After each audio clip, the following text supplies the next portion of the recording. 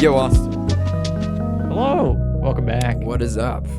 Welcome back Hello. to the Silo Podcast. Good morning. Hope your morning, hope your evening, hope your afternoon, hope your night is going well. Fan-frickin-tabulous. It's been forever. It has And by been. that, I mean, it's just another month here at the Silo Podcast. Just another month. Just another month. It's like we've been talking like it's been like years. It Even has though to been. us, it probably kind of feels like it. Yeah, we saw each other last night, so it's not a big deal. I know. We're seeing each other again today. Yeehaw! We're back at it again. Back at it again. So this is talking about like back at it again. This is kind of like, if you've been listening to the podcast for a while, you probably remember us briefly. Oh, I think we dedicated a whole episode kind of briefly to this. Oh, yeah? But remember when we had a potential Silo HQ? That was fun. That was actually right around the time of the fall capture. Yeah. Because we invited people like to play games and pizza Yeah. and pizza afterwards. Yeah. At our little space. We were going to Yeah. play it on the floor. That was, And it was like a little housewarming. Nate, me, Katie. Dan. Was there anybody else?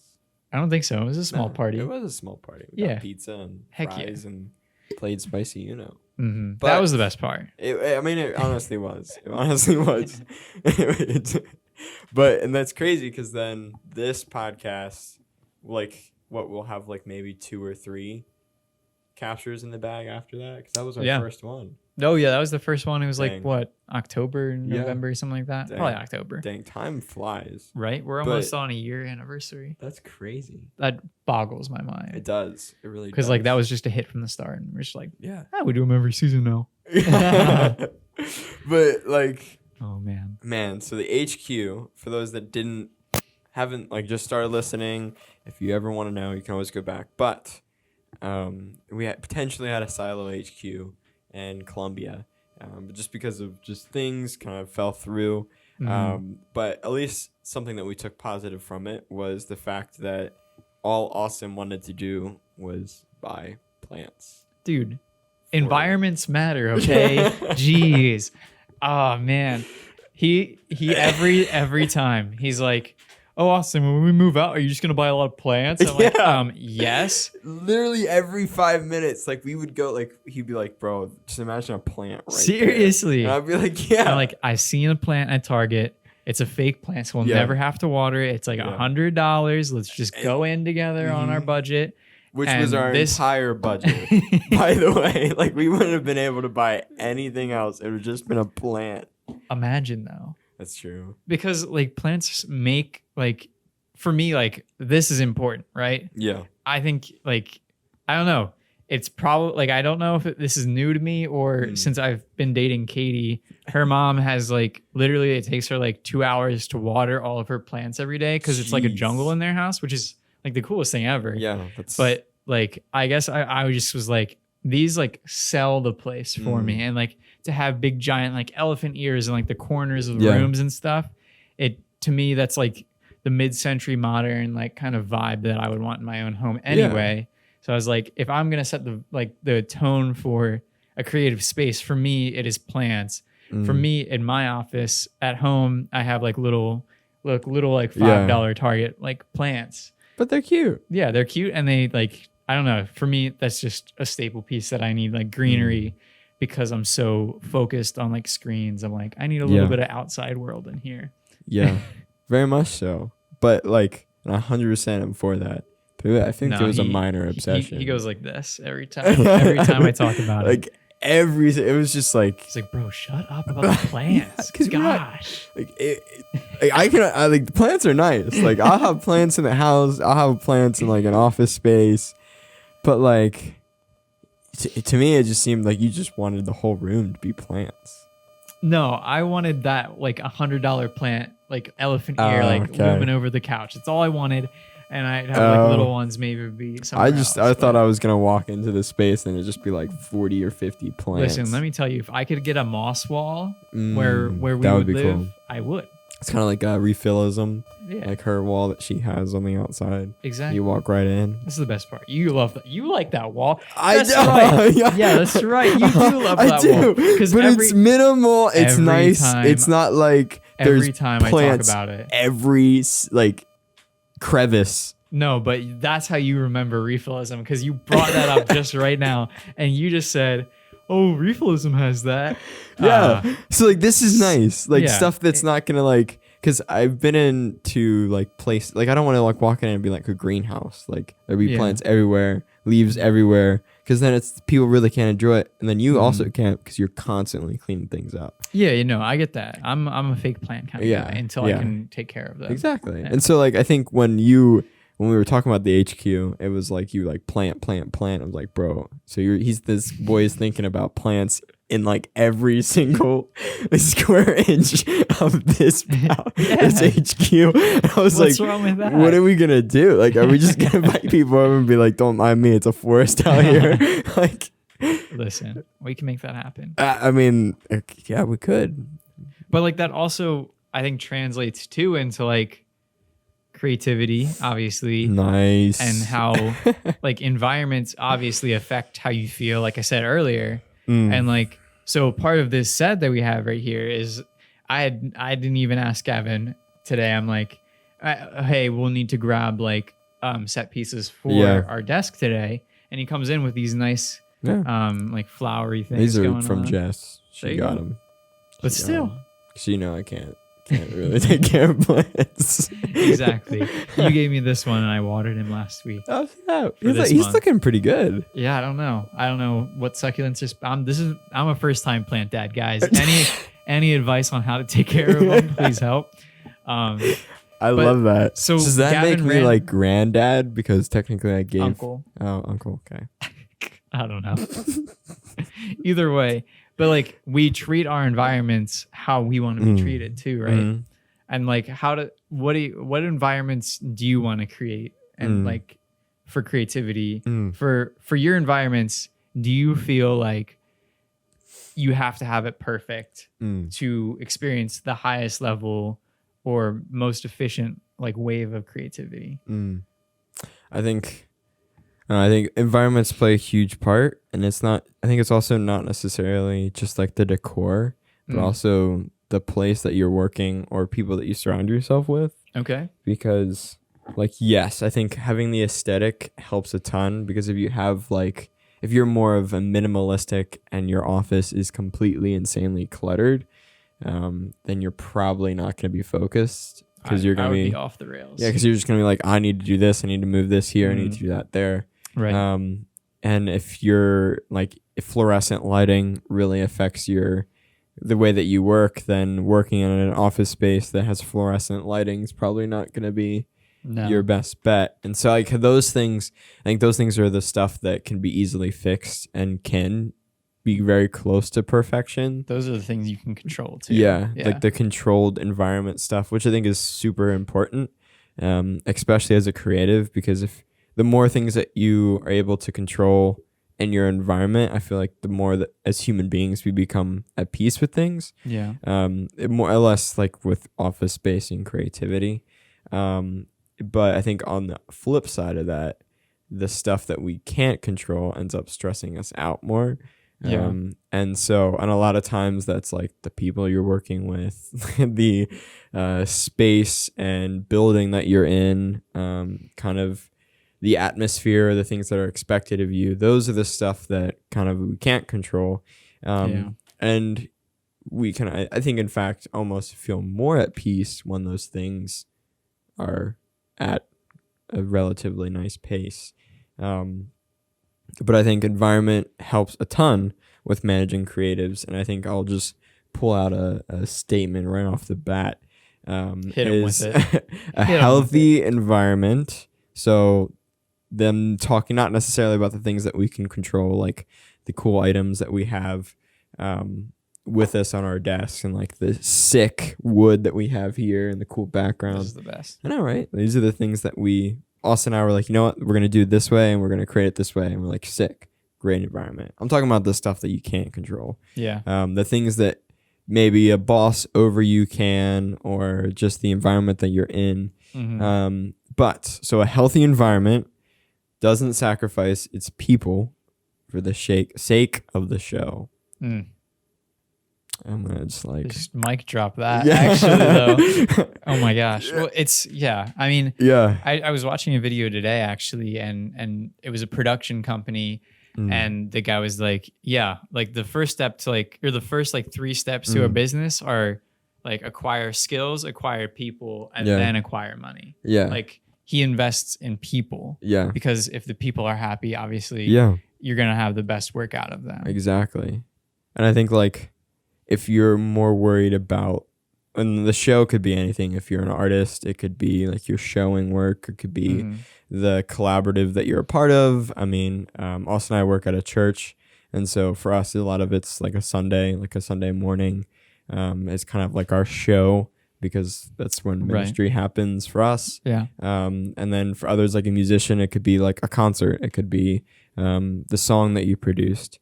But it really, I think in an environment where you're either under somebody or you are over like people and the boss or kind of manager of a situation, if you're more focused on the money and the amounts of people that you may bring in or this and that and the outcome, and you're not, like you said, not focused on the people that you're working with or investing in, then I mean we'll talk into it in this episode, but like burnout starts to really become a real thing. The people around you, the environment starts to become more and more toxic. People don't want to work anymore, and it just I think a lot of times businesses or churches or different organizations believe that like if we can hit this number, we'll be good. But then they fail to recognize that all of the there's a lot of in between to that number. Like especially at larger organizations, larger anything. Like you think, okay, I have these teams so that I can acquire 10 new businesses, or I can acquire 10 new customers, 10 new listeners, 10 new buyers for my art. And they fail to realize like, yo, listen, like there are humans in between your goals and then like the outcome. And it's like those people make that outcome happen. And if you're just the one strategizing and forecasting how to make that happen, and you're avoiding the people in between, the systems in between, then you're going to miss the mark there, because investing in people is way, way, way more valuable. Like if I invest in someone that just came out of high school or something and was like, oh, I just barely know Photoshop. Yeah. I'd be like, this is an opportunity to watch this person grow, and they'll realize that you took a chance on them and they would want to repay you. And that's not like the guilt way of going about it. I'm just saying like they realize, yo, listen, like this guy trusted me. Like I'm going to try to show up for him the best I can. Because I want to make his value, his troubles worth it. Exactly. Like, and I think it really shows the importance of having empathy towards the people in your group and the creatives within your group. Because I think not everything should be run like your typical like business format of make money, do things to acquire more money, and then achieve those things. And certain organizations, that's good because that's how that organization works in that system. But I don't think that there is like a one surefire way for everything to work out, because I don't know about you guys, but if you look around, people are very different from other people. People are very unique in their abilities. And I mean, Austin and I working together, like we find like the people that we work with, we're like, oh, okay, this person is more introverted, so they do a lot of their work when they're alone and away from people, where this person needs other people to help fuel them. And so I think it's having that empathy towards those that you're working with. Like it really just brings it back to people. It's just like, if you don't know the people that you're working with or the people that you're trying to bring along on this vision, then the ship's it's not gonna crash. It's gonna burn from within, and then you're not gonna have a working ship after a couple months, couple weeks, and so I mean, couple hours even. Like people really do be trying to yank and york, but I'm just saying. Yeah. But I think it's important. I think through that, like we have some, I think, talked about some steps that maybe could be applicable. At least I thought through some things, but I don't know if you have I have of a quick anything. comment. I think there's something to be said about creativity and art being an imperfect process. Yeah. That it's not a black or white ever in like any art. Nope. Like it is an imperfect process. Therefore, empathy needs to be a part of that process because you might see something that someone else doesn't, or they might see something that you don't. Yeah. And because of that, it can either be stitched together or it could be torn apart because of lack of empathy or more empathy. Yeah. And when you bring people together and you have empathy for your teammates or people that you work with or people that you're collaborating with, and you say, yo, listen, like, this is where I think you're off the track a little bit. This is where I think you're like killing it, like do your thing, is because like it's so imperfect. Like there's no right way to do Austin's photography, and there's no right way for you to do your music. Yeah. And for me to speak into your music, well, it might actually tear you apart because I know nothing about music. And for you to speak into, you know, painting, you know nothing, so you're probably going to derail the person maybe. And there's other ways that your perspective can help a painter, and my perspective can help your music. I think it's all from a place of like empathy and understanding that it's an imperfect process, imperfect way of going about things. It's just a black and white. Exactly. It's not black and white. When we live in a world of there's no perfect person. Everybody's imperfect. And so if we expect people to be perfect in a work environment just because we're in a work environment, then you're not going to get anything out of it. Right. And so it's just a bunch of misfits doing a bunch of things that they're passionate about. And if there's no grace, like you said, no empathy, and no just sure love for human beings, then the thing's not going to work out. I think like the first point is like know your creative team. Yep. If you don't know the people, how can you have empathy for them? Yeah. It's a little bit harder if I don't view you as a person. Or if I don't view you as someone that has equal value in the work that you do, or hey, if I don't think that you're 100% in on the project that you're working on, I need to have a conversation with you and say, hey, is this something that like interests you, or is this like not the route you're trying to go to improve yourself, improve your art, improve your career, whatever it is? I need to be open enough, and you need to be vulnerable enough. And the only way to do that is to sit down and have a real conversation with someone. Exactly. And I think then the subset of that like is learning to be predictable. Like if you're learning your creative team and how they work, you want them also to know you, but then also to feel comfortable and safe coming to you.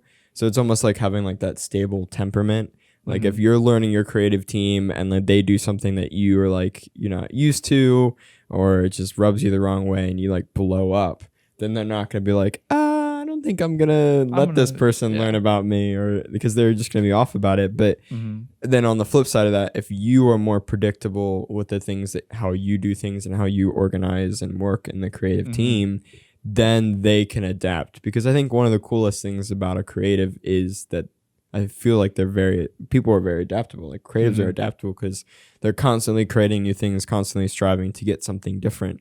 And because of that, they're constantly adapting to their newfound abilities, newfound environment, etc. And so that is, I think, something because of that is definitely taken advantage of in creative environments, because people are like, oh, they're just creatives. Oh, they can take whatever we give them. Do whatever. And it's like, no, like any human being needs to have something predictable. Just because you're creative doesn't mean that goes away. Right. And I think it's super important. And then through that, like you discover the clear direction and distinct like reasoning that you have for what you're doing. So if you have like your purpose, you have what you guys are doing, what you're organizing through it, you have a clear temperament, like you said, like learning how your team works, then you have to make sure that the direction is clear and your reasoning is clear, like with anything, like with the project, with critiquing somebody. Like you don't just want to be like, yo, Austin, that was bad, and then walk away. But why? Or like, what? This is similar to how in psychology classes that I've taken have described like parenting. Yeah. You're never just supposed to say, well, so let me preface this with how to be a healthy Oh snap. parent Professor Austin. is to take into consideration what the questions that the person would have if you were to tell them something. So if you just said, Austin, your work is terrible, I would want to know, what the heck did I do? Like, Gavin, explain yourself. Yeah. And then, you know, if there's a parallel to parenting where if you scold someone and don't tell them what they did wrong, how are they going to know not to do it again, right?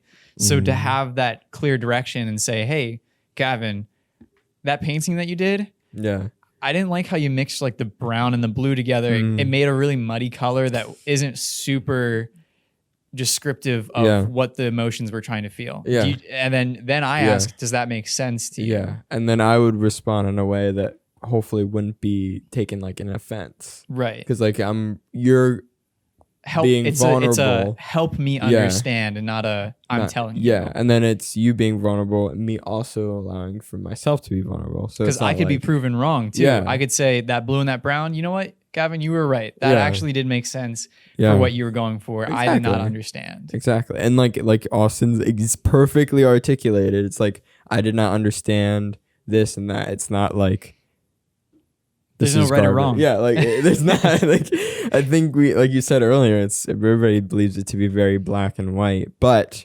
it's really honestly you're providing a box for the creative to be in, but allowing for them to think about it, to like have those like boundaries, but then to think outside of it. So like things like implementing a deadline, a budget, a purpose, an audience.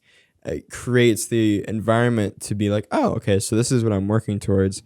This allows for the person that's implementing it to be able to speak into it and be like, hey, those blue and brown not really working with the purpose. Not necessarily. It provides direction for both sides rather than it just being like, that sucked. Don't do that. Right. Because I don't like it. No, it's like you said. It's like that blue and brown didn't work out because our purpose is not necessarily to create a muddy traction. It's more clarity. So blue and brown creating that feel, unless you are thinking something different and like what would that be, because I'm trying to understand and not like assume what you're trying to put out there rather than being like on top of them for it. And so I think what we're also trying to say is these are real conversations that we've been a part of where, you know, we've gotten talking down to.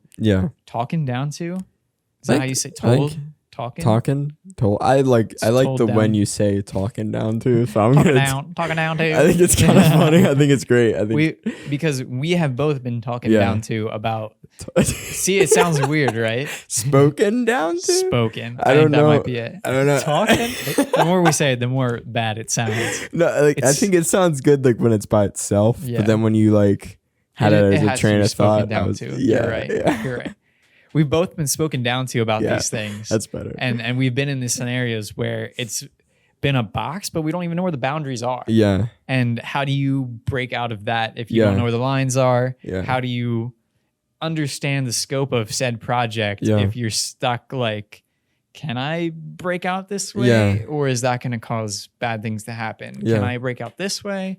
Or do I just stay inside, do the bare minimum and then get scolded for doing the bare minimum without understanding that, oh, you know what? Manager person says, yeah, you could have went this way. And like, you never told me like what could be possible with this. Exactly. Like, I think also it's like maybe box is frustrating. It's just the minimal words for that. Yeah. But like maybe box isn't the best. Maybe like house. Because like you're in a house, there's different rooms, there's different levels, and then you can go outside. And I think like as a creative, we kind of need those guidelines, those guardrails, because like, oh, maybe this room is designated for that, but I can go into this room to figure these things out, or I can go outside and follow the fence lining, or maybe leave the fence lining for this. But like you said, if it's not clearly like listed out for you, and it's not in a way where it's like boxes within the boxes within the boxes, boxception. But it's more like, okay, so this is what we want you to do. This is where we feel like you're being called in this area, in this portion of our organization, or in this drive. And this is like we want you to have creative freedom within this. Just don't go past this or reach this budget, would be so much better than like, here's a job description, do it. Mm-hmm. And then you're like, how? Mm-hmm. Like, you didn't even give me you didn't even tell me the things that I could use in the environment that I am in to actually fulfill that job description. Yeah. What color paints am I allowed to use for this? That would help. Oh, you mean maybe you're not allowed to use like black color? Yeah. Or like you're maybe not allowed to, whatever it is. And you're not allowed to use this paintbrush. Yeah. And I feel like if it is one of those environments where it's like, no, like you literally have free reign, that needs to be said rather than being like, here, go. Like it needs to be like, okay, like we're bringing you on so that you have complete creative freedom to do this as long as you're achieving this purpose. And like I feel like that's so much better than kind of like your general job description, and you kind of have to assume.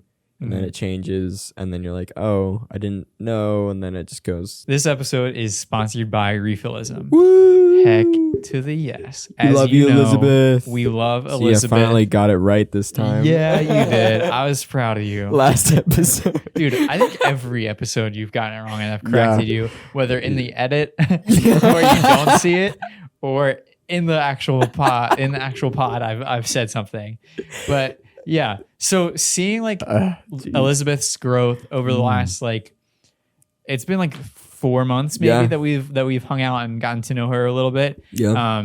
Has just been unreal. Like numbers don't usually mean a whole lot. Yeah. To us, like we preach like your follow count doesn't mean anything, but it takes a lot to be a business that can rally a community of people. And so seeing her go from like 3 to 500 and then, over the last 4 months to like 1,500 people has been unreal. Like that doesn't happen unreal to a company or, business that is just doing it to do it. Like it's either they have an awesome marketing team or their products are real. Yeah. And like, so that's the thing, is that everything is just so real with her. Yeah. She is an amazing person. She's been super real, literally though. And it's just been unreal watching her grow. Elizabeth Bauer, president 2022. For real though? Do it. All right, we're working on that. We can be our campaign managers. Yes. So in this part of the ad, we're going to give Gavin a few of her items and see what he can find use for.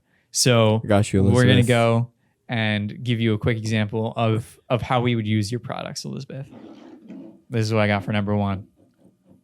So so typically with Refillism, she labels like we have them labeled, but this one is a surprise item.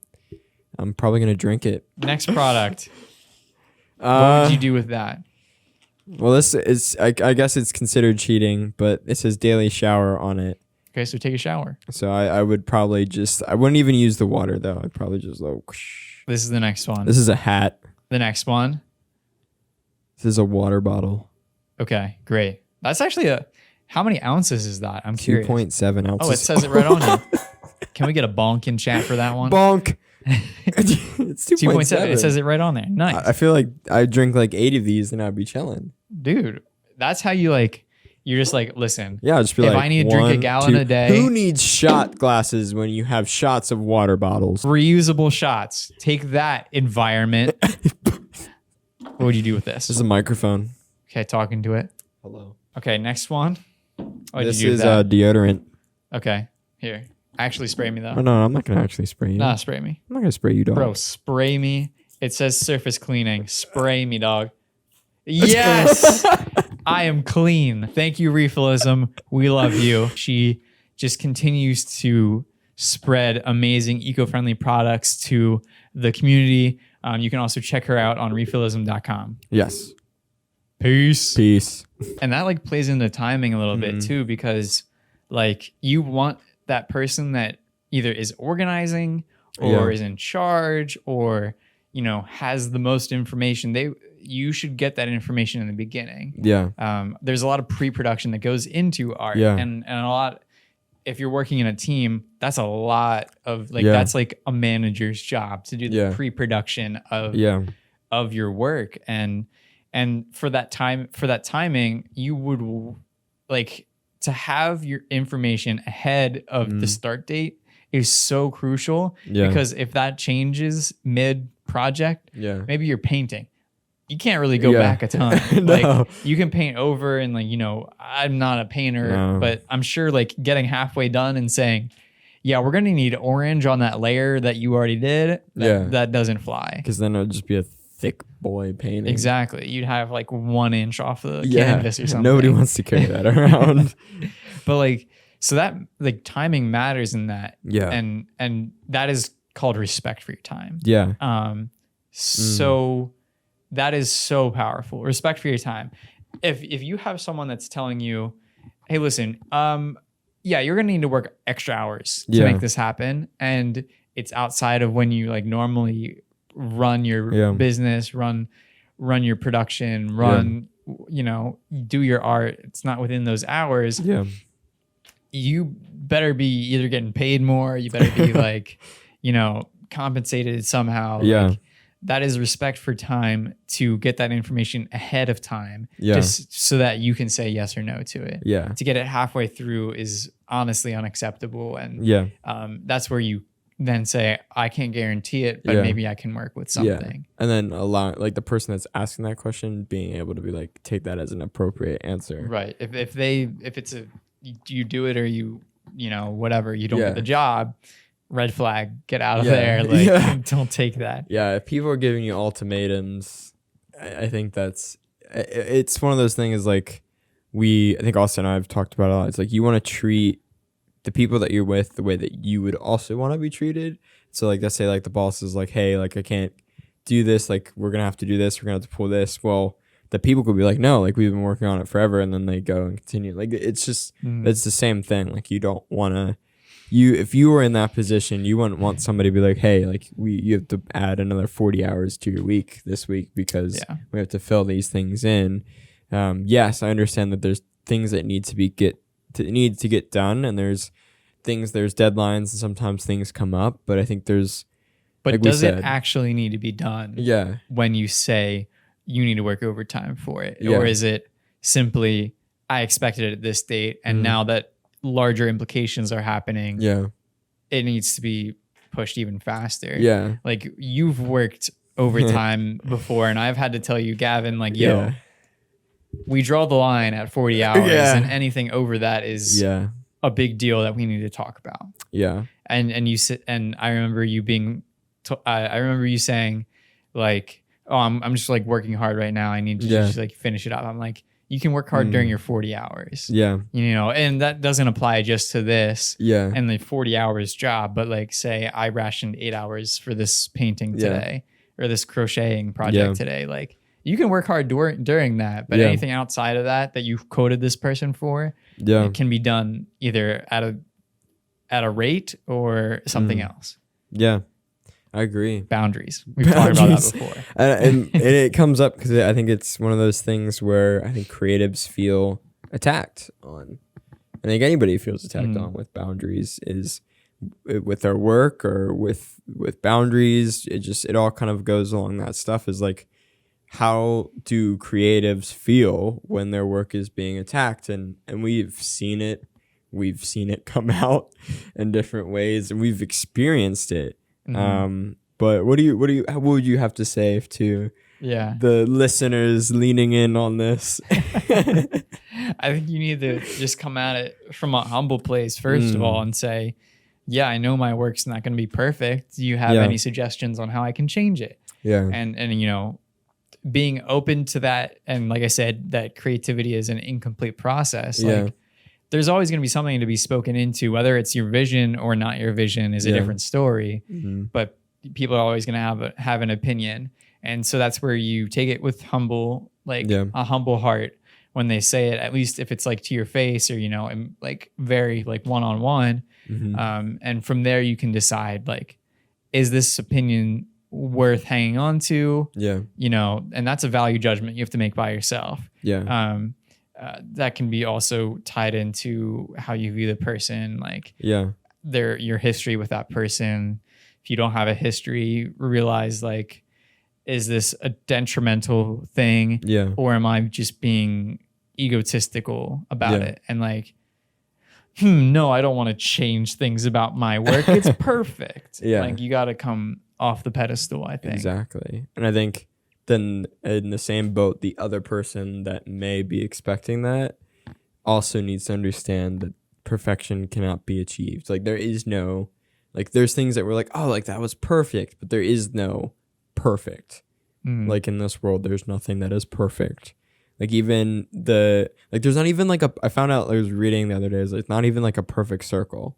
Like the things that we think like, oh, like that was a perfect circle. It doesn't exist. There's like even like they even got really, really close to it. And like, it was like still a fraction off because it just doesn't exist. Right. And so if we go into the mindset of like perfection is going to be achieved, then I think we've already failed. Right. Because like, and I think you would probably agree, it's just like perfection cannot be achieved. And if we have that mindset and the team thinks that they have to achieve the perfection, I think then we wonder why people have anxiety or people have problems with certain images that be about themselves or about the work that they do. It's because they're constantly being fed in a culture and an environment where perfection needs to be achieved when there actually is, there's no perfection anywhere. And that doesn't mean that it's not good. I mean, it's just not. You can get closer perfect. and closer to perfection. You're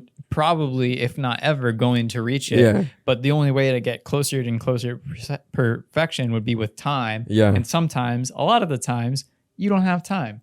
So you can get close enough to a point where it's like, that's where I'm at. If it's good or not, it's whatever it is. But especially if you're a manager of creatives, you have to realize that your expectations cannot be through the roof. No. That's not to say I have the best crew ever and I do expect the best out of them. Like you should expect the best because you should be taking care of their heart and their purpose and who they are.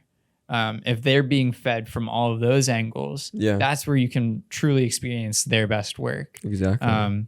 If you're expecting the top tier work and not feeding the people that you care about and the people that are on your team, that's where you're going to have a disconnect. It's going to be like, I'm striving for 10, you're giving me a 7.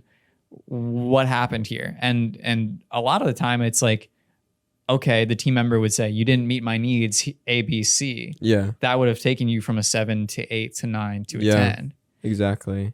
I think like you saying, like having time to create, but then also I think within that, it's like we have the things that when we're in a creative and the managers and things, I think that there's different seasons that different people are in. I think expecting that everybody is going to produce the same quality of work every single day, even the best and most well-experienced creatives don't get that because, again, we talked about it before, like with Instagram, like the things that you see on Instagram is not like an everyday thing. Right. It's a lot of times is like, oh, this, even if people are going on trips, like you negate the fact that they had to get to the location first, and that journey is not it's not always fun, right? And so like we've talked about it before, but like burnout within that situation, it's not equaling, it's like, so burnout, like we've talked about before, but I think we've kind of redefined and getting in more of it, but like, so burnout does not equal doing too much work. Burnout equals doing too much work that doesn't fulfill you and your soul. Right. And if you're in a bad environment where that is constantly being shoved, like you have to do this, you have to do this, have to do this, with no negate to who the person is and actually what they are being fulfilled on, like photography, if like someone's being like, no, I want you to do video, but you were hired to be a photographer and now suddenly things are being switched. Right. Like that's not good, because then that person's gonna be burnt out because now they have to learn how to do videography, they might find out they don't even enjoy it, and then they have to do it, and so it's learning, okay, like how can we use those bad environments, and as a creative, if there's times where we need to leave them, how can we leave them? But then also as a manager, like how can you learn from those bad environments and like use them to create better ones? Because if you're constantly creating a burnout environment, chances are it's not going to be a long-lasting environment that people are going to stay a part of. And being a manager, it's tough to be like self-aware on those things because thinking about it, it's just like I'm thinking about how to improve the quality of the work we're putting out, but you might be not thinking about how am I affecting the people around me and their thoughts on us moving forward. Exactly. And that's where I think a lot of the hierarchy of management, project management, that kind of thing for creatives almost falls apart because you have to be on a playing field where everyone is like horizontally equal. Hey, you know, if this project is, I have to shoot a video and it needs like a title and it needs credits, blah, blah, blah, whatever. You know, I'm not good at making animations.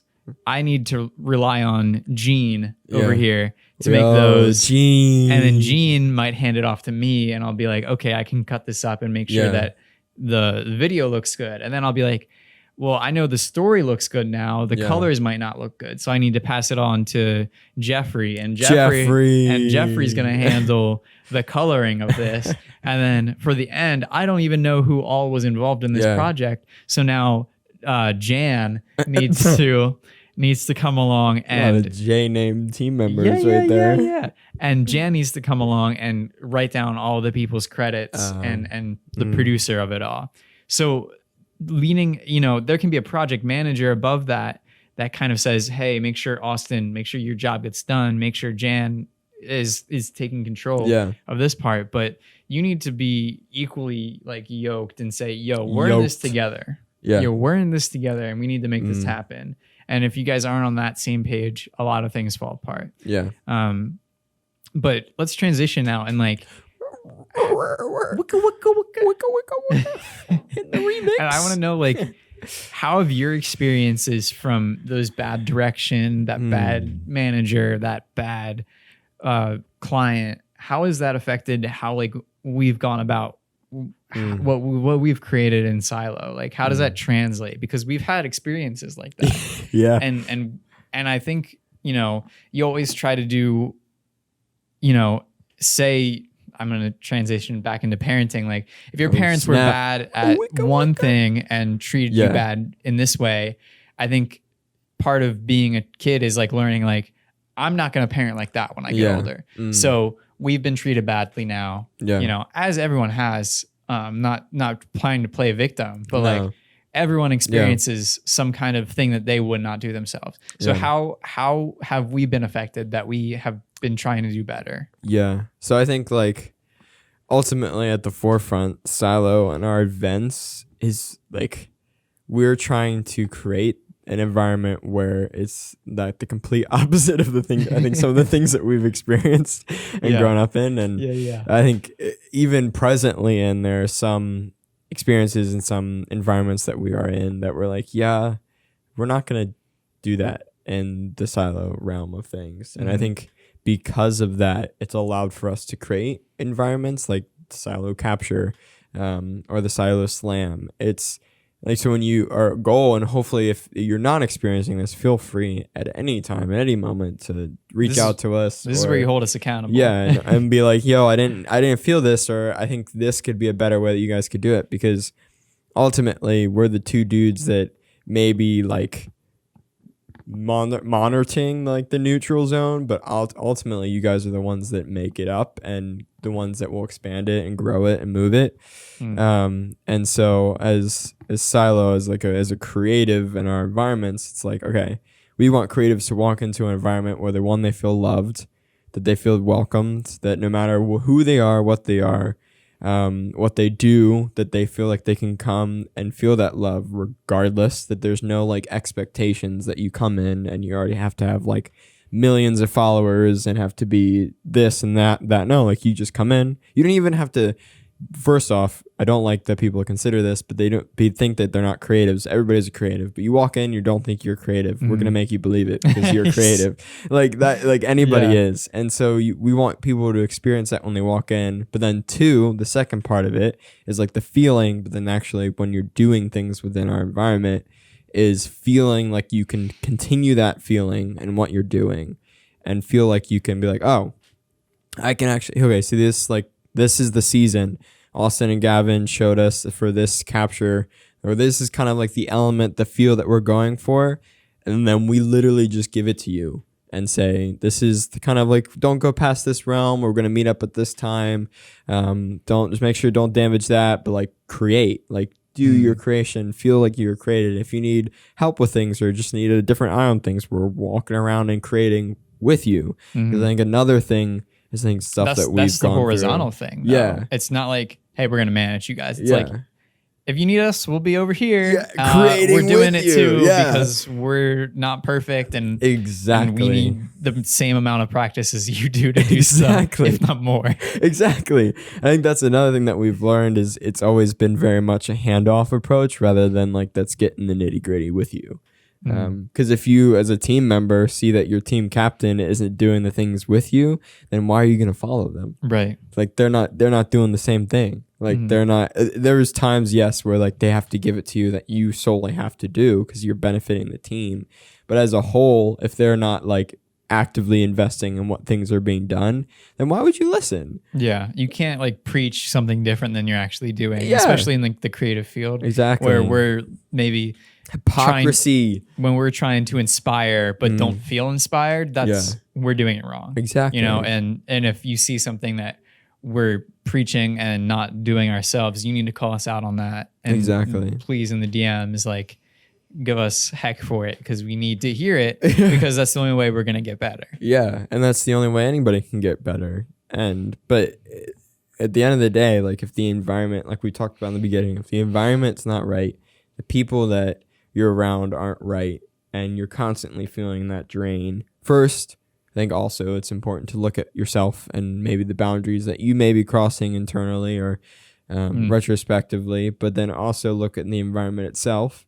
And I think there's definitely times and places where you'll be like, rue the day and try to uprise. But I think there's also moments where you learn, and maybe you were just called to go through that experience so that you know, okay, my next opportunity or the next thing that I do, I'm not going to do the things that were done before. Right. Yeah.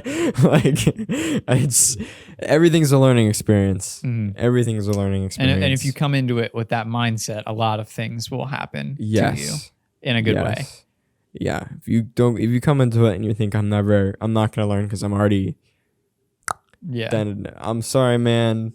Your ego is going to be the one that's going to be knocked down. If you come to a silo capture and you think you're hot stuff because you have 10K followers, let me tell you, someone's going to come in and take a better shot than you, and you're going to be disappointed. Yeah. And honestly, I think a lot of times people won't know when you come to our spaces. I think something that we've enjoyed is a lot of times you don't necessarily get your Instagrams or the contacts until you actually meet the person. And when you meet the person, you don't expect them to have that immediately. Because everyone's just a person until you know about their follower account. And then you're like, oh, shoot, like we had a really good conversation and I didn't pre-deposition think, oh, they're better than me because they have more followers. Yeah, which shouldn't be the case in the first place. Exactly. But that. Yeah, get some throw social classes out of the way. Yeah, like basically. But yeah, like creative silo uprise. Oh man, we can call it a conference or whatever. Yeah, a creative uprise. Working on that. No, but so let's go back in time here and think. Yeah. Back to the Future, Part 4. But from that all, in closing, when do you know when it's time to say, I'm done with this environment? When do you know? I think, so I guess I'm always going to take it from okay, this is my experience. Maybe how can I explain it? I think retrospect, knowing when you know, I think it's a lot of times it's when the environment that you're in is not only it's constantly emotionally, physically draining you to the point where yes, you work maybe Sunday through Thursday, but those 2 days that you have off, the only thing you do is sleep. I think that's that's when you know. That's when you know, oh my gosh, if the only thing that I have no social life, I have no this, I have no this, I have no this, because this job has taken over, and I think there's definitely weeks and moments where that's going to be because you have to like grind time for the next like thing. But if it's every single day and you're constantly feeling drained, and then you wake up the next day, it's going to be better, and so you're fulfilled again, and then you get drained again. I think that's to the point where it's just like, hey, it's not just you maybe putting the boundaries that you need to be put in place. No, like it's literally in the environment that you're working in the place that you need to leave. And that's difficult, man. Well, that's like your safety blanket, like especially as you're getting older, like in your 20s, maybe some of your 30s, like you have less things that depend on you, less things you have to keep up with. But like once you reach a point where a job is needed, like actually needed, like you're not allowed to live at your parents' house, or whatever the case is, like and you can't do anything else, so you don't have energy to even like go get groceries afterwards. Like that's when like your whole body is like suffering. Like if you can't take care of yourself because of the job you're working at, you're not, that's not a good job. Right. And so at that point you see that nothing is going to change at the job. I think that's another key point is like okay, I've gained the courage to say, listen, these things are not going right for me. Like, can you help with this? And okay. So next week we'll work on this. Doesn't happen, or they don't bring it up again. That this needs to, they don't show you that you are like taken care of or taken seriously. That and that thing keeps happening, and you build something up and it just gets taken down, and you build something else and it gets taken down or not even looked at, or whatever the case is. If something keeps happening after you even say something, that's another point of entry or point of exit. Yes. And then I think even outside of that, like next point would be like if there's that failure to recognize that that's an issue is another thing. Because like if you recognize it and then you bring it up and they're like or they don't do enough or they don't change it, and then the next step is like they failed to recognize it. People around you maybe like, hey, like it's not this, not that, but you're constantly feeling it. And if there's other people that you work with day by day, they're like, yeah, this is an issue.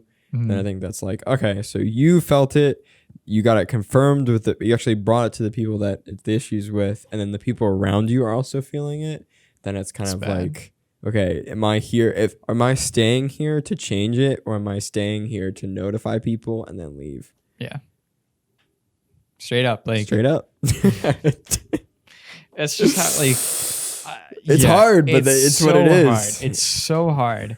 But knowing that if this is like the worst thing you can possibly experience, realizing that like hopefully it only gets better from here, or it gets 5% better at the next place and 5% better at the third place.